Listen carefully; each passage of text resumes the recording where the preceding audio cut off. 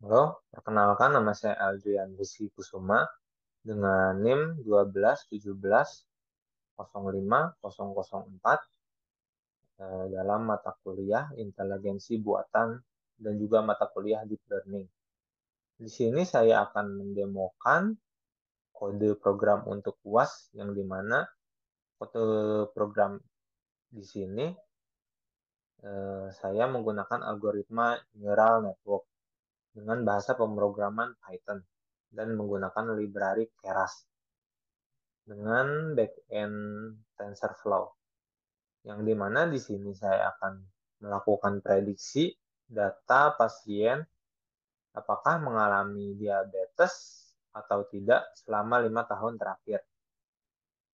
Di mana dataset yang akan saya gunakan berasal dari PIMA Indias Diabetes, yang dimana dataset ini bersumber dari Kaggle. Bagaimana tahapannya? Berikut penjelasannya.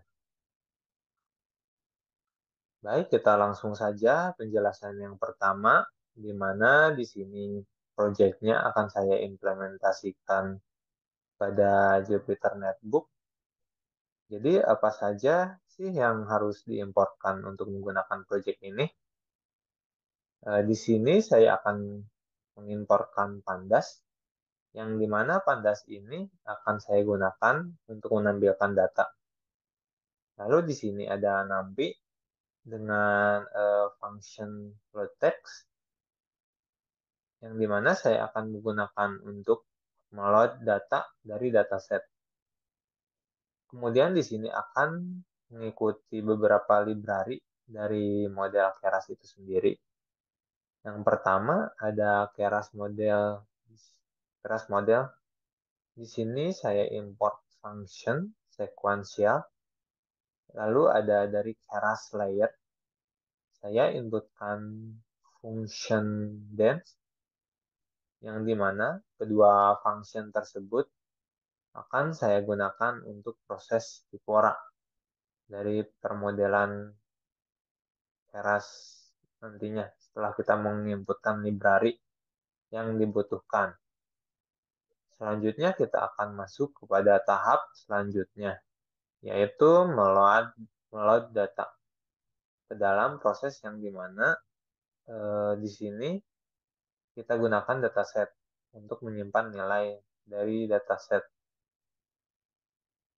yang tidak digunakan, di mana di sini menggunakan delimiter koma, yaitu menyimpan datanya menjadi sebuah array dengan koma sebagai pembatas antara datanya. Dan di sini saya gunakan juga tadi setelah menyebutkan pandas, di sini saya gunakan pandas ini untuk menampilkan data agar terlihat lebih bagus. Sebenarnya di sini bisa saja menggunakan NumPy, namun tampilan data yang akan tampil nanti tidak cukup bagus. Jadi di sini saya menggunakan Pandas. Kemudian di sini dapat dilihat tampilan datanya terdapat sekitar 767 data dengan 9 atribut. Di mana atribut-atribut tersebut yang pertama ada yaitu pertama itu berapa kali seorang tersebut mengalami hamil. Kemudian yang kedua adalah data terkait atribut terkait konsentrasi glukosanya. Yang ketiga terkait tekanan darah. Yang keempat terkait ketebalan lipatan kulit. Yang kelima terkait kadar insulin. Yang keempat terkait indeks massa tubuh. Yang ketujuh terkait fungsi silsilah diabetesnya. Dan yang kedelapan terkait umur. Dan yang terakhir kesembilan merupakan output yang diharapkan. Yang mana di sini terdiri dua jenis, yaitu 1 dan 0. Yang dimana 1 artinya dia positif mengidap diabetes, dan 0 artinya dia negatif mengidap diabetes. Jadi ke-9 atribut tersebut merupakan variabel-variabel atribut atribut data yang akan saya gunakan. Di mana setelah itu kita split datanya menjadi dua variabel, yaitu X dan Y. Dimana di sini dari dataset yang digunakan, kita split ke 8 atribut tersebut. Dari 1 sampai 8, ini kita simpan ke dalam variabel X dan Y. Nah, ini merupakan output yang nantinya diharapkan, atau 1 atau 0. Nah, baik, selanjutnya kita masuk kepada tahap selanjutnya, yaitu penentuan keras modelnya. Yang dimana keras model ini sendiri dapat didefinisikan sebagai urutan lapisan yang dimana kita akan buat model sekuensial. Untuk menambahkan lapisan satu persatu, yang dimana di sini terdiri dari 3 lapisan, di mana level pada lapisan pertama, kedua, dan ketiga menggunakan kelas dance. Yang dimana pada lapisan pertama di sini kita akan menggunakan 12 neuron, nempel lapisan kedua menggunakan 8 neuron, dan kemudian pada lapisan ketiga atau output di sini menggunakan 1 neuron. Nah, di mana pada lapisan pertama dengan 12 neuron di sini, input dimensinya kita sesuaikan dengan jumlah atribut yang ada pada data di sini. Kan tadi pada variabel X terdiri dari 8 atribut. Nah, kita gunakan input kan dimensinya 8 atribut. Dengan fungsi aktivasi itu, relu, kemudian pada lapisan kedua dengan 8 neuron, di sini kita juga menggunakan fungsi aktivasinya itu relu. Yang dimana pada lapisan ketiga atau ini, output ini kita menggunakan fungsi aktivasi sigmoid, yang dimana nanti hasilnya akan mendapatkan 1 atau 0.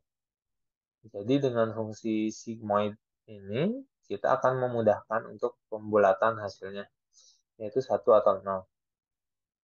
Nah, baik, setelah kita modelkan keras, kita akan lanjut kepada tahap selanjutnya, yaitu kita akan compile keras model itu sendiri, yang mana dengan menggunakan command model.compile, yang dimana dari loss-nya ini kita gunakan yaitu cross entropy, di mana dalam keras itu sendiri untuk menghitung luas menggunakan binary cross entropy. Ini dengan menggunakan optimizer yaitu Adam, yang dimana Adam ini merupakan salah satu optimizer yang cukup populer saat ini, karena kita menggunakan dan klasifikasi. Tentunya kita memerlukan akurasi yang dimana kita simpan nilai akurasinya pada matriks. Untuk menyimpan nilai akurasinya, kemudian setelah itu kita train data kita berdasarkan dataset dengan memetakan perintahnya, yaitu model.fight, yang dimana di sini kita melatihnya dengan menyesuaikan yang ada pada dataset. Nah, yang sudah di sini kita sesuaikan juga epoch-nya. Di sini saya memberinya itu sebanyak 150 dengan base size sebanyak 10 dan verbose-nya itu 0. Kemudian setelah datasetnya tersebut dijalankan atau di-train, selanjutnya kita mencari akurasinya, yang dimana kita hitung pada keras ini menggunakan kita panggil saja dengan akurasi itu yaitu model.evaluate dengan variabel-variabel yang ada yaitu X dan Y, yang mana di sini setelah itu kita print akurasinya yang didapatkan dengan menggunakannya yaitu skala status, dan di mana pada penelitian ini atau pada proyek ini akurasi yang saya dapatkan yaitu sebesar 0,77109, yaitu sebanyak akurasi 71% dengan loss-nya sebanyak sebanyak 0,5%.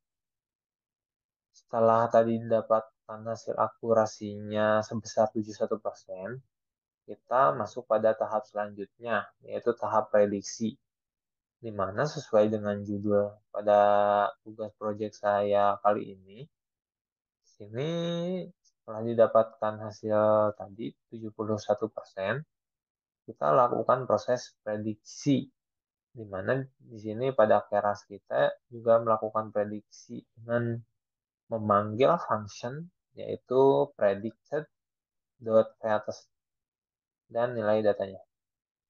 Nah, jadi di sini kita cukup memanggil prediction menggunakan function predict.class, di mana di sini kita tentukan berapa data yang akan kita prediksi.